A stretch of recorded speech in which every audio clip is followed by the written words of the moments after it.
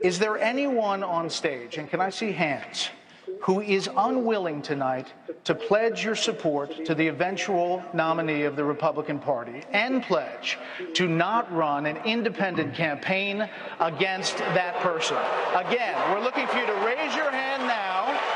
Raise your hand now if you won't make that pledge tonight. Mr. Trump. So, Mr. Trump, to be clear, you're standing on a Republican primary debate. I fully understand. The place where the RNC will give the nominee the nod. I fully understand. And that experts say an independent run would almost certainly hand the race over to Democrats and likely another Clinton.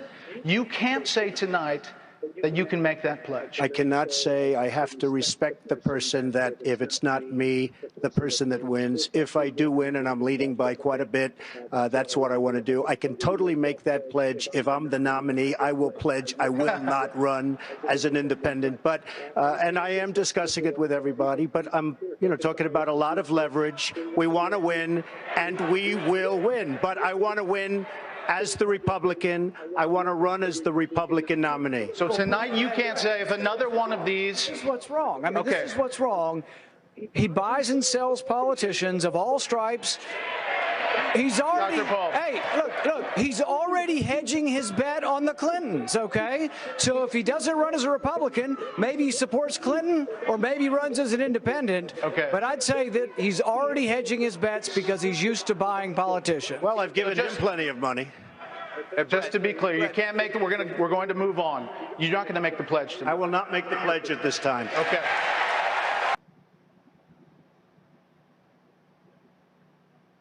Mr. Trump, you've called women you don't like fat pigs, dogs, slobs, and disgusting animals. Only Rosie O'Donnell. Your Twitter account, it was well beyond Rosie O'Donnell. Yes, I'm sure it was. Your Twitter account has several disparaging comments about women's looks. You once told a contestant on Celebrity Apprentice it would be a pretty picture to see her on her knees. You once told a contestant on Celebrity Apprentice it would be a pretty picture to see her on her knees. Does that sound to you like the temperament of a man we should elect as president? And how will you answer the charge from Hillary Clinton, who is likely to be the Democratic nominee, that you are part of the war on women? I think the big problem this country has is being politically correct. I've been challenged by so many people, and I don't frankly have time for total political correctness. And to be honest with you, this country doesn't have time either. This country is in big trouble. We don't win anymore. We lose to China. We lose to Mexico, both in trade and at the border. We lose to everybody. And frankly, what I say, and oftentimes it's fun, it's kidding, we have a good time, what I say is what I say. And honestly, Megyn, if you don't like it, I'm sorry. I've been very nice to you, although I could probably maybe not be based on the way you have treated me, but I wouldn't do that. But you know what? We need strength, we need energy, we need quickness, and we need brain in this country to turn it around. That I can tell you right now.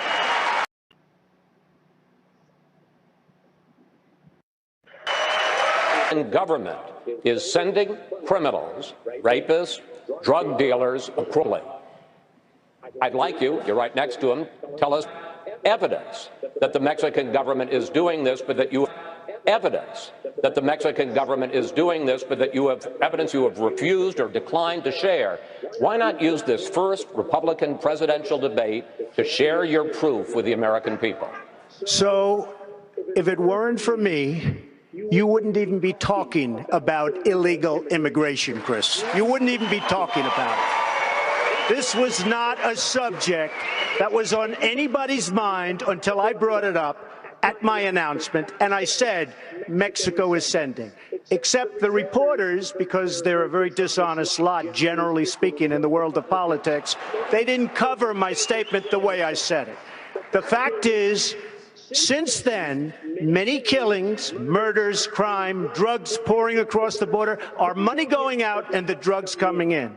And I said, we need to build a wall, and it has to be built quickly. And I don't mind having a big, beautiful door in that wall so that people can come into this country legally. But we need, Jeb, to build a wall. We need to keep illegals out. Mr. Trump, I'll give you 30 seconds. I'll give you 30 seconds to answer my question, which was, what evidence do you have, specific evidence, that the Mexican government is sending criminals across the border? 30 seconds. Border Patrol, I was at the border last week.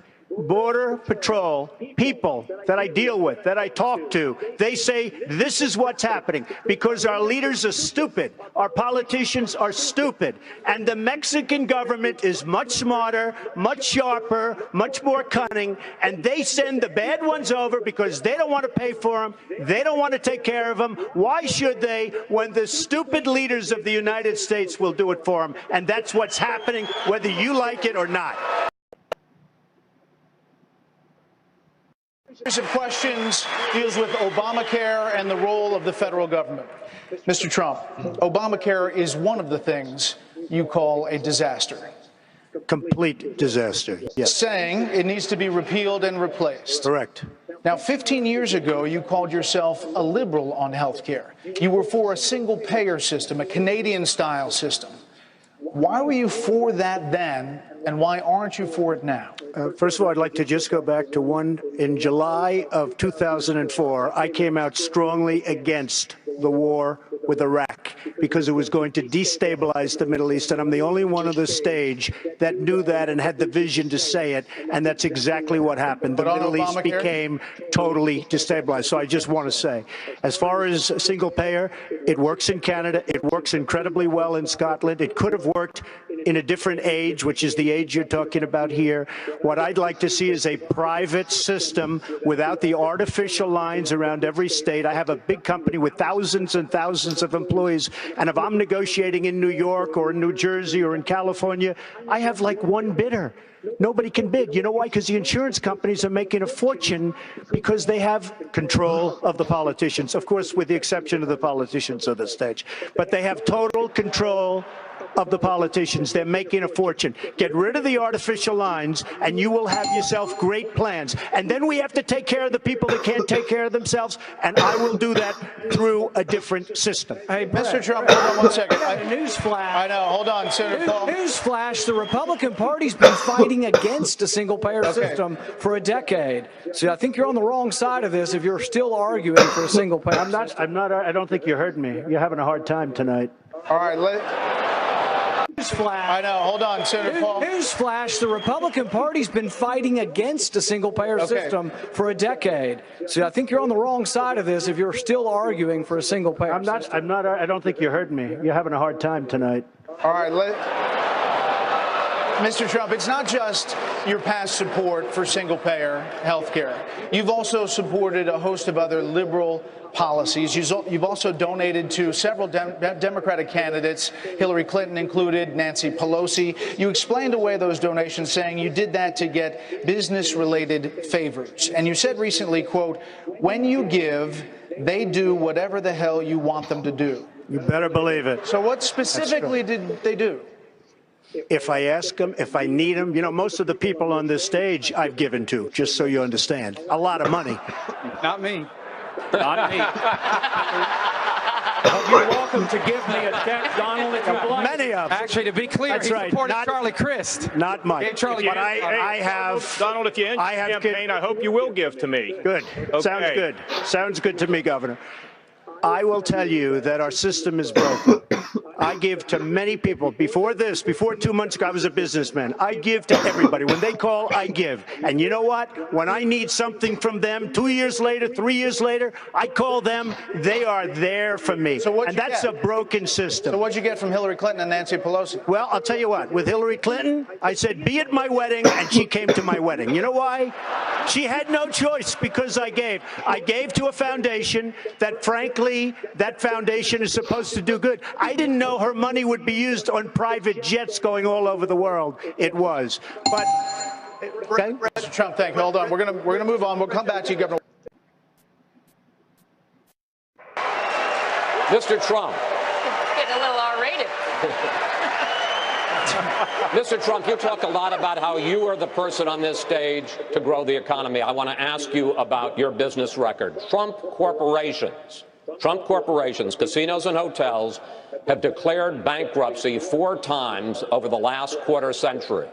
In 2011, you told Forbes magazine this: "I've used the laws of the country to my advantage." But at the same time, financial experts involved in those bankruptcies say that lenders to your companies lost billions of dollars. Question, sir, with that record, why should we trust you to run the nation's business? Because I have used the laws of this country, just like the greatest people that you read about every day in business have used the laws of this country, the chapter laws, to do a great job for my company, for myself, for my employees, for my family, etc. I have never gone bankrupt, by the way. I have never. But out of hundreds of deals, but sir, excuse me, that's your line, but your companies have gone bankrupt. Out of what am I saying? Out of hundreds of deals that I've done, hundreds, on 4 occasions, I've taken advantage of the laws of this country, like other people. I'm not going to name their names because I'm not going to embarrass, but virtually every person that you read about on the front page of the business sections, they've used the law. The difference is when somebody else uses those laws, nobody writes about it. When I use it, they say, oh, Trump, Trump, Trump. The fact is, I built a net worth of more than $10 billion. I have a great, great company. I employ thousands of people, and I'm very proud of the job I did. Again, Chris, hundreds and hundreds of deals. 4 times I've taken advantage of the laws, and frankly, so has everybody else in my position. Well, sir, let's just talk about the latest example, which is Trump Entertainment Resorts, which went bankrupt in 2009. In that case alone, lenders to your company lost over $1 billion and more than 1,100 people were laid off. Well, is that the way that you run the country? Let me just tell you about the lenders. First of all, these lenders aren't babies. These are total killers. These are not the nice, sweet little people that you think, okay? You know, I mean, you're living in a world of the make-believe, Chris. You want to know the truth. And I had the good sense to leave Atlantic City, which, by the way, Caesars just went bankrupt. Every company, Chris can tell you, every company virtually in Atlantic City went bankrupt. Every company. And let me just tell you, I had the good sense, and I've gotten a lot of credit in the financial pages. 7 years ago, I left Atlantic City before it totally cratered, and I made a lot of money in Atlantic City, and I'm very proud of it. I want to tell you that. Very, very proud of it. And by the way, this country right now owes $19 trillion, and they need somebody like me to straighten out that mess.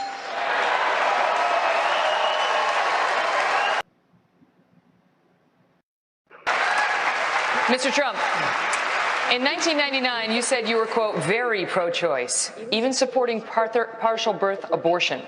You favored an assault weapons ban as well. In 2004, you said in most cases you identified as a Democrat. Even in this campaign, your critics say you often sound more like a Democrat than a Republican, calling several of your opponents on this stage things like clowns and puppets. When did you actually become a Republican?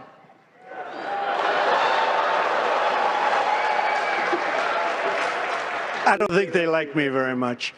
I'll tell you what, I've evolved on many issues over the years, and you know who else has is Ronald Reagan evolved on many issues. And I am pro-life, and if you look at the question, I was in business, they asked me a question as to pro-life or choice, and I said, if you let it run, that I hate the concept of abortion. I hate the concept of abortion. And then since then, I've very much evolved. And what happened is friends of mine years ago were going to have a child, and it was going to be aborted, and it wasn't aborted. And that child today is a total superstar, a great, great child. And I saw that, and I saw other instances. And I am very, very proud to say that I am pro-life. As far as being a Republican is concerned, I come from a place, New York City, which is virtually I mean, it's almost exclusively Democrat. And I have really started to see some of the negatives. As an example, and I have a lot of liking for this man, but the last number of months of his brother's administration were a catastrophe. And unfortunately, those few months gave us President Obama, and you can't be happy about that. Governor Bush, I want to ask you on the subject of name-calling of your fellow candidates. A story appeared today quoting an anonymous GOP donor who said you called Mr. Trump a clown, a buffoon, something else that cannot be repeated on television. None of which is true. Is it true? No, it's not true. But I have said that Mr. Trump's language is divisive. I want to win. I want one of these people here, or the ones at 5 o'clock, to be the next president of the United States. We're not going to win by doing what Barack Obama and Hillary Clinton do each and every day, dividing the country, creating a grievance kind of environment. We're going to win when we unite people with a hopeful, optimistic message. I have that message because I was a governor of a state that saw people lifted up because we had high sustained economic growth. Our economy grew at double the rate of the nation. We created 1.3 million jobs. We led the nation 7 out of those 8 years. We were only one of 2 states that went to AAA bond rating. I cut taxes $19 billion. If you do that and apply conservative principles the right way, you create an environment where everybody rises up. That's how we're going to win. Campaigning in places to give people hope that their life is better because too many people are suffering today in America. Mr. Trump, 30 seconds. Well, first of all, Jeb, I am very happy that you denied that, and I appreciate that very much. I mean, he's a true gentleman. He really is. The one thing he did say about, and I mean that, the one thing he did say about me, however, was my tone, and I also understand that. But when you have people that are cutting Christians' heads off, when you have a world at the border and at so many places that it's medieval times, it's almost got to be as bad as it ever was in terms of the violence and the horror. We don't have time for tone. We have to go out and get the job done. About a top Iranian general traveling to Moscow to meet with Russian President Vladimir Putin.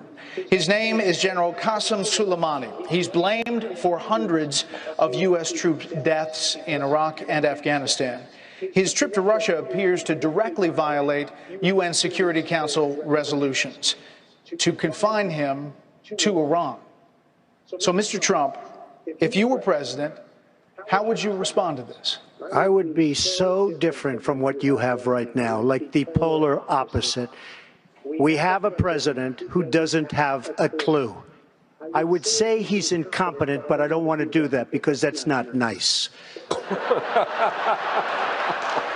But if you look at the deals we make, whether it's the nuclear deal with 24-hour periods, and by the way, before you get to the 24 hours, you have to go through a system. You look at Sergeant Bergdahl. We get Bergdahl, a traitor, and they get 5 of the big, great killers, leaders that they want. We have people in Washington that don't know what they're doing. Now, I agree. Now, with Iran, we're making a deal. You would say, we want him. We want him. We want our prisoners. We want all these things. We don't get anything. We're giving them $150 billion plus. They are going to be, I'll tell you what, if Iran was a stock, you folks should go out and buy it right now because you'll quadruple. What's happened in Iran is a disgrace, and it's going to lead to destruction in large portions of the world. Closing statement, sir. Our country is in serious trouble. We don't win anymore. We don't beat China in trade. We don't beat Japan with their millions and millions of cars coming into this country in trade. We can't beat Mexico at the border or in trade. We can't do anything right. Our military has to be strengthened. Our vets have to be taken care of. We have to end Obamacare, and we have to make our country great again, and I will do that. Thank you. Gentlemen, thank you. It's over. That's it. You relieved? You were nervous before? They don't look relieved. They're like, get me out of here. Thank you all very much, and that will do it. All right, let's get a direct response from the man himself, Mr. Donald Trump, real estate magnate, star of The Apprentice, joining us this morning on the phone. Mr. Trump, it's Chris Cuomo. Can you hear me? Hi, Chris. Certainly I can. All right, good to hear your voice. Sorry it's about this. Nice to talk to you again, Chris. The Attorney General from New York, it sounds like he's saying you're fired when it comes to this Trump University. Are you worried? We have had a great school. The school did a terrific job. 98% approval. Of course, he doesn't mention this. We sort of gave a report card on ourselves to every student that took the course. We had a 98%. If you go to Wharton, if you go to Harvard, they don't have a 98% approval rating. We had a 98% approval rating, Chris. People loved the school. The school was terrific. And we got sued for lots of different reasons. Primarily, he wants to get publicity. He was angry that I didn't give him the kind of cut. You know, they were soliciting, Chris. I don't know if you know this. Your brother would know much better. But they were soliciting us during the investigation for campaign contributions to our Attorney General, who's a total lightweight, by the way. You know that. I know that. I don't. Wait, hold on a second. Hold on a second. Don't say what I know. Mr. Trump. He's an incompetent Attorney General. I figured he could get some publicity on Trump's back. The bottom line is the school was very, very successful. We didn't think we were going to get sued because of the fact that we have a 98% approval rating. You know, Chris, you can go on television at night and you see all these different schools and all these different characters on television talking about get rich and do this and do that. Our school was terrific. We had wonderful people. All right. And it's a shame. All right, let me get in for a second, Mr. Trump. Don't get me in trouble. You can say whatever you want about the AG, but that's your opinion. We asked him about the approval rating. He likened it to a Ponzi scheme, like the Madoff scam, and said, hey, often when people are getting fleeced, they don't know it, and they say they like the system that they're in. That was the analogy to Trump Chris, University. Give me a break. Give me a break. Look, you mean 98% of the people were told with a machine gun to their head to sign something saying it was great. These were people that were given papers. Please, would you report on the school? Was it good? Was it okay? Was it poor? What did you think? We had a 98% approval rating at the high level. At the high level. In other words, people loved it. And not only that, we have a blank page underneath to write comments. They would write comments that were so beautiful about the school. And the school was terrific. There are schools, I'm sure, that maybe could be looked into. Why isn't he looking into John Corzine, where there's $1.4 billion missing, and John Corzine he doesn't look into, or all of the people that got fleeced by Wall Street and everywhere? He doesn't do that. He looks at a school with a 98% approval rating. What do you think about the suggestion that you made about this, the timing being about when the Attorney General met with President Obama? Were you reaching a little bit there? No, I'm not reaching, and I don't know. Maybe it's a mini IRS, and maybe it's not. And I'm not accusing the president, certainly, of anything. But it was sort of interesting because I've been doing this stuff a long time, and I've been dealing with government a long time. He met with President Obama on Thursday night in Syracuse. He filed the case on Saturday afternoon at 1 o'clock. Now, I've been dealing with government. You've known all about government. You're in a family of people in government.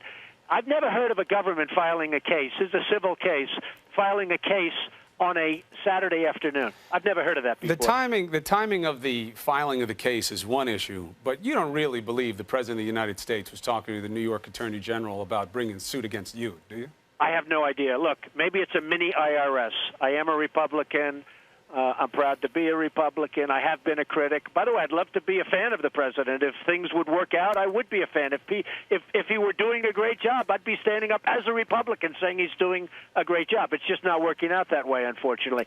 But he met with the president.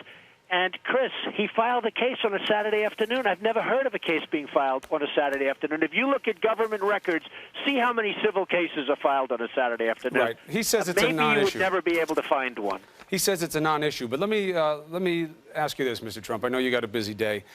You are very aggressive. When somebody comes at you, you come at them twice as hard. All of us in the media know that. This ain't the media. This is the Attorney General of the state of New York. You think it's time to listen to your lawyers and just keep it low profile for a while before you get somebody with a lot of power very angry at you? No, I don't care. I don't care. I've had people angry at me all my life. I mean, this is the way I lead my life. I'm a very honest person. I say what's on my mind. if I thought I was guilty of, I could have settled this case very easily. It was a very easy case to settle. They wanted to settle. I could have settled it. I chose not to. They actually thought I'd settle because I wouldn't want to take bad publicity. I'm used to bad publicity. I get plenty of it. I get plenty of good, too, but I get bad publicity. No, I have to. The truth is we have 98%. We have a lot of happy students. They'll all be testifying. We'll get many, many, many people to testify about how they loved it. And we'll see what happens. I mean, we're just going to see what happens. But, no, I don't have any qualms about that at all.